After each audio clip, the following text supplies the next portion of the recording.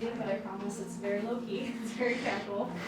You're going to face this one. Yep, it's just another. Owning your faith, to me, I feel like means just being confident in what I believe in. So whether for you that is going to church or surrounding yourself with better people like friends who are faithful, it's ultimately actively working to better your relationship with God. Just being unshaken in my faith, and like no matter what comes at me or what life throws at me, just believing that God will always have my back. To own your own faith, I feel like it's just taking control of how you talk to God, how you understand what He did for you, what He's doing in your life. Owning your own faith, to me, it looks like not being afraid to talk to Jesus, like with your peers at school or reading your Bible at school, and just like not being ashamed. Be strong in your personal relationship with Jesus. I feel that owning your own faith means just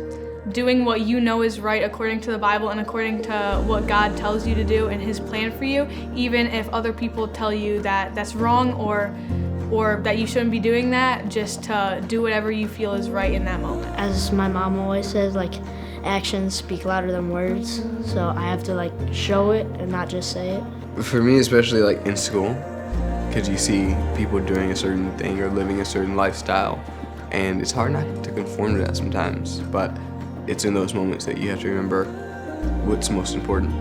You know, they can't get me into heaven.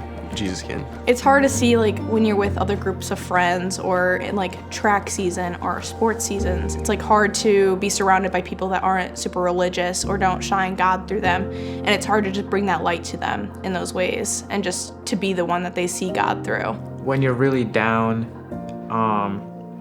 if you went through a breakup or maybe your parents are divorcing or just something really emotionally destroying, I think it's definitely hard to own your own faith then. Outside in the real world is very different from when you're in a church full of people who are all in the same agreements and the same thing, you know, who know God, love God and all that stuff. Sticking with God ultimately is gonna put you on the right path, man, so just stick with God.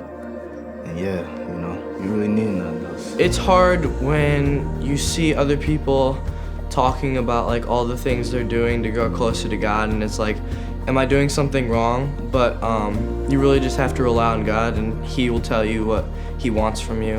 Like when I pray, I just like lean on Him more and just ask Him to help me in hard situations.